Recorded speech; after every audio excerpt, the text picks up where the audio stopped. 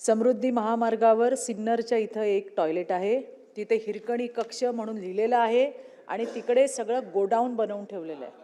मी स्वतः त्याची video shooting करून ते ट्विटही केलं होतं। अजिबात तिथे कुठल्याही पद्धतीची स्वच्छता नाही, घाण आहे सगळी, महिला जाऊ शकत नाही, इतकी वाईट परिस्थिती त्या शौचालयाची आहे।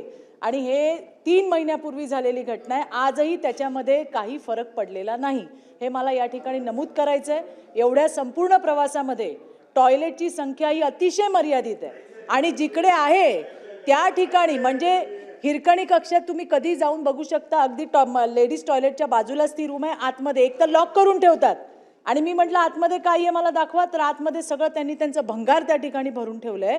इतकी वाईट अवस्था आहे आणि खरोखर महिलांची, वृद्ध महिलांची, महिलाच कशाला पुरुष सुद्धा सगळ्यांचीच टॉयलेटची समस्या ही फार गंभीर आहे, याच्यावरती ताबडतोब कार्यवाही होणं अपेक्षित आहे। सभापती महोदय, आपण 21 ठिकाणी तात्पुरते स्वच्छतागृह बनवले, पण चित्रताईंनी सांगितलं त्या पद्धतीची जर परिस्थिती असेल निश्चित त्याच्यावर कारवाई करण्यात येईल, त्या सगळ्याचा आढावा घेण्यात येईल।